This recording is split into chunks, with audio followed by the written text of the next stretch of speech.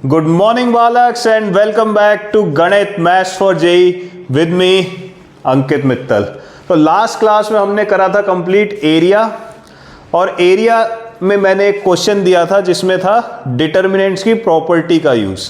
उसी क्वेश्चन का सॉल्यूशन देखते हैं। होपफुली आप लोगों ने वो क्वेश्चन ट्राई किया होगा और बहुत सारे बच्चों ने कर भी लिया होगा। ठीक, अब देखिए क्वेश्चन बड़ा इंटरेस्टिंग है, पढ़ के ही लग रहा है कि भाई एरिया तो है ही है, एक नया कॉन्सेप्ट है जीपी, और ये सब देख के लग रहा है ट्रिग्नोमेट्री। तो एटलीस्ट ये तीन चीज़ें तो होने वाली हैं कि एक एरिया लगने वाला है, एक ट्रिग्नोमेट्री का कुछ यूज़ होने वाला है, और एक जीपी। तो ये थोड़ा सा टफ लेवल का क्वेश्चन है जो शुरुआत कर रहे हैं 11th क्लास के, है ना। जो बच्चे ऑलरेडी ये टॉपिक पढ़ चुके हैं उनके लिए इतना टफ नहीं है। देखिए, है एडवांस, जेई एडवांस के लेवल का क्वेश्चन। तो सबसे पहले क्या है, D1 एरिया डिटर्मिनेंट से ही निकालेंगे। ठीक है, हमने देखा ये तीन कोऑर्डिनेट्स दिए हुए हैं, तो 1 1 1। आप चाहे पहला कॉलम लिख लो 1 1, चाहे रो लिख लो। ये प्रॉपर्टी पढ़ाई थी कि रो और कॉलम इंटरचेंज कर दो तो एरिया या डिटर्मिनेंट की वैल्यू पे फर्क नहीं पड़ेगा। मॉडुलस तो एनीवेज लगाएंगे। ठीक, फिर आगे आपका 0 0, फिर आगे आपका a tan है, b cot है। ठीक है, फिर आगे आपका a sin है और b cos है। आगे क्या, अब देखो ये इस तरीके से लिखने से आपको समझ में आ रहा होगा कि मुझे कन्वीनियंस क्या हुई कि ये 0 0 मिल गया। जब मैंने प्रॉपर्टीज में एक एग्जांपल देखा था तो मेरी उसमें ट्राई क्या रहती थी, जो भी ट्रांसफॉर्मेशन लगाऊंगा ऐसे लगाऊंगा ये कुछ डिलीट हो जाए जिससे कि मेरे को सॉल्व करने में आसानी हो जाए। तो इसका मतलब ये कितना हो गया वैल्यू, हाफ। मॉडुलस तो लगाओगे ही लगाओगे, क्योंकि एरिया की बात हो रही है तो मॉडुलस तो लगेगा ही लगेगा। तो उसको तो हम ग्रांटेड लेके चल रहे हैं कि भाई वो तो है ही है। तो ये क्या वैल्यू हो गई, 1 इंटू ये दोनों का multiplication A B, tan A into cos A कितना होता है, साइन बाय कॉस, और कॉस मल्टीप्लाई, तो ये हो गया साइन है, माइनस साइन और कॉट का मल्टीप्लीकेशन कॉस से। ए बी तो दोनों तरफ आ रहा था तो मैंने कॉमन निकाल दिया। इसका मतलब जो D1 की वैल्यू आ गई वही आ गई। ये क्लियर हो गया, D1 की जो वैल्यू है वो इतनी आ गई। बहुत सिंपल है, सिंपल डिटर्मिनेंट सॉल्विंग है। ठीक है, अब देखते हैं D2 का वैल्यू। अगेन मॉडुलस तो लगेगा ही लगेगा, तो मॉडुलस तो अपना लगा ही लेते हैं। ठीक है, ठीक है। अब D2 के कोऑर्डिनेट्स देखते हैं। ये है A B, A sec square है, बी कोसेक स्क्वायर है, और ये। ठीक, तो इसके कोऑर्डिनेट्स थोड़े से कॉम्प्लिकेटेड हैं। ठीक है, अब ध्यान देना, मैंने फिर वही करा कि भाई 1 1 1 तो लिख लिया, फिर क्या हो गया ए बी, तो ये हो गया a और b। ठीक है, फिर क्या हुआ, a सेक स्क्वायर है और b कोसेक स्क्वायर है। ठीक है, और तीसरा है a plus a sine square है और b plus b cos square है।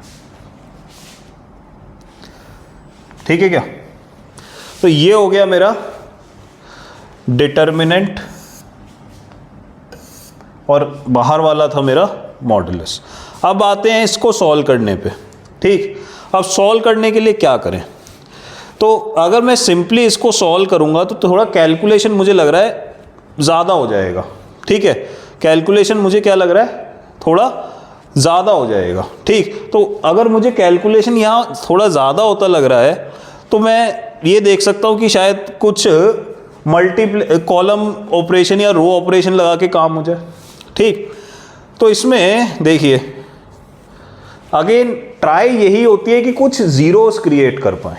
ठीक है, तो जो पहला रो ऑपरेशन लगाया मैंने, ध्यान देना, वो लगाया रो 2 पे। रो 2 को मैंने लिखा रो 2 माइनस ये as it is A times row 1, A times row 1। अब देखो क्या होगा इससे जो मेरा डिटर्मिनेंट बना वो क्या बनेगा, ध्यान देना, वो क्या हो जाएगा, हाफ। मॉडुलस होगा ही, अभी मैं लिख नहीं रहा तो ये ग्रांटेड है, ध्यान देना।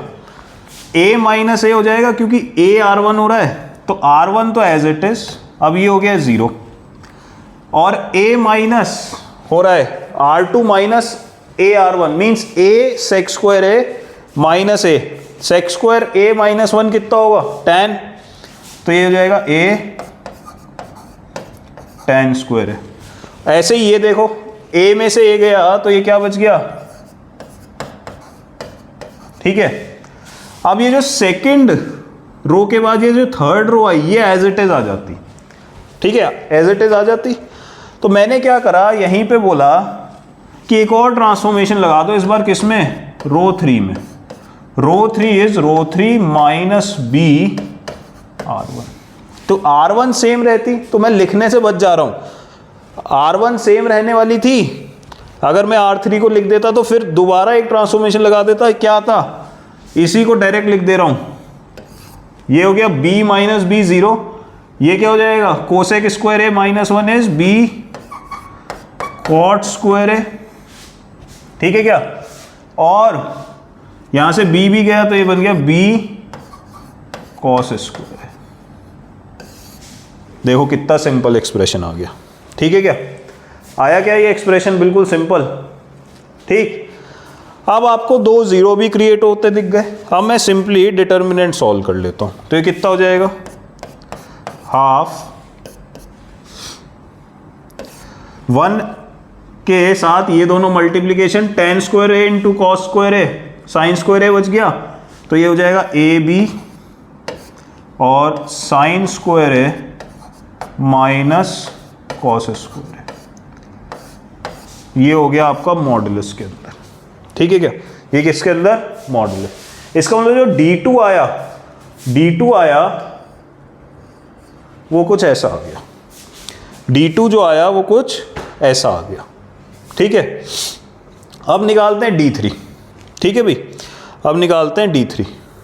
तो मेरे पास d1 और d2 की वैल्यू तो आ गई, d1 ये आया था, d2 नीचे, d3 और निकाल लेते हैं। इस बार कोऑर्डिनेट्स क्या हैं, 0 0। चलो नेक्स्ट पेज पे करते हैं। तो d3 क्या हो जाएगा, हाफ, अगेन मॉडुलस लगा लेते हैं। ठीक है, और डिटर्मिनेंट बनाएंगे तो 1 1 1। ठीक है, कोऑर्डिनेट्स देखो क्या क्या है, एक तो 0 0 आ गया, दूसरा a tan a minus B cot A, तो ये हो गया 0 0, a tan a minus B cot A. ठीक है, और एक और क्या आ गया, a sine A B cos A, तो ये हो जाएगा a sine A B cos A. तो ये बन गया डिटरमिनेंट। फिर 2 जीरो ऑटोमेटिकली दिख रहे हैं, तो इसी कॉलम के रेस्पेक्ट में सॉल्व करा, d3 कितना आ गया, बोलो। तो इन दोनों का मल्टीप्लीकेशन ए बी साइन ए, इन दोनों को माइनस करोगे तो प्लस कॉस ए। तो आपके पास किस किस की वैल्यू आ गई, d3 की वैल्यू आ गई, और पीछे देखें तो किस किस की वैल्यू आई थी हमारे पास, d1 की वैल्यू आई थी ये रही। ठीक है, और d2 की वैल्यू आई थी, ठीक है ना, D2 की वैल्यू आई थी ये।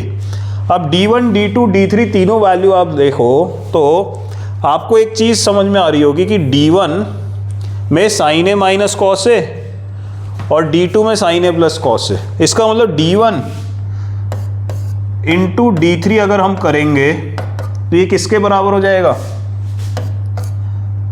1/4 A square B square sine square A minus cos square A with a modulus sine. ठीक है। और अगर D2 की वैल्यू देखें तो D2 की वैल्यू कितनी थी? ये रही, हाफ ए बी।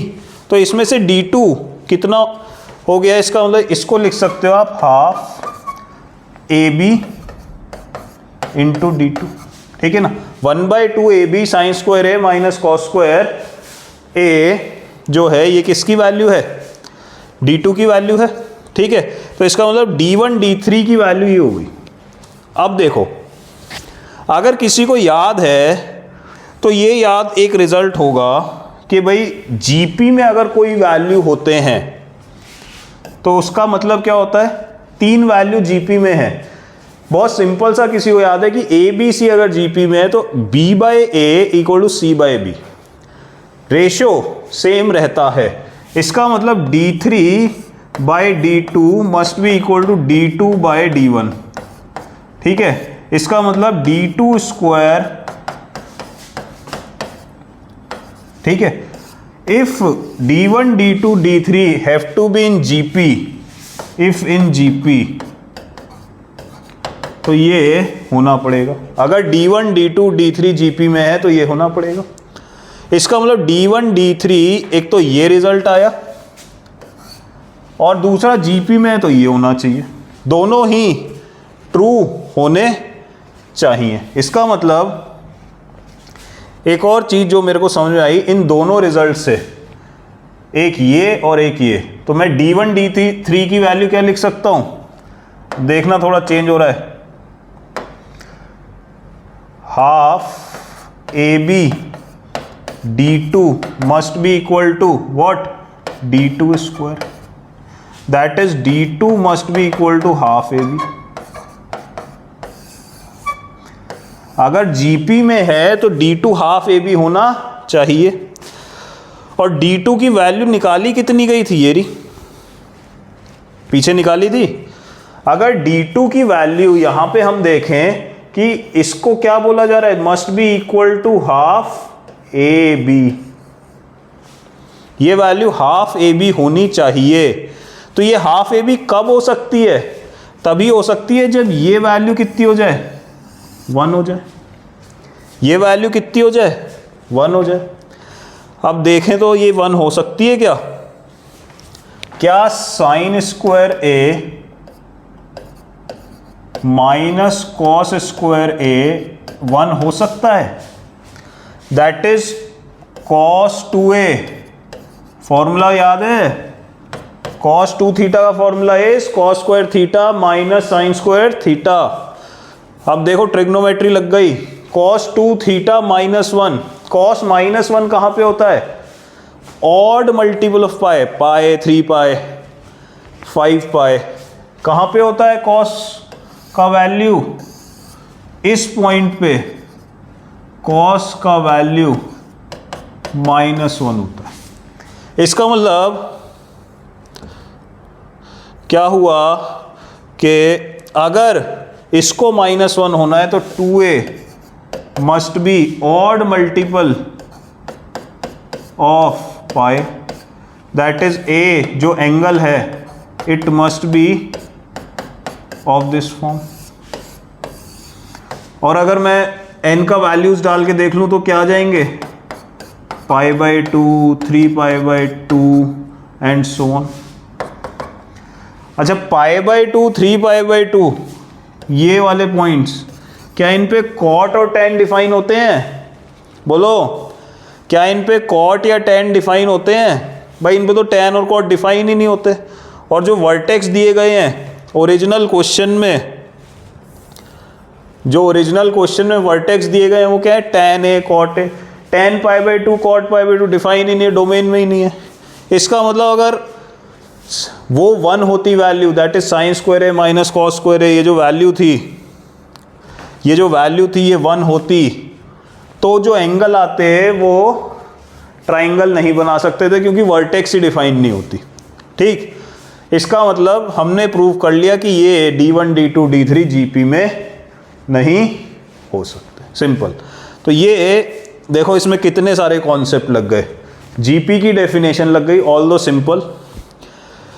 ये क्या हुआ, सॉल्विंग, ये क्या हुआ, सॉल्विंग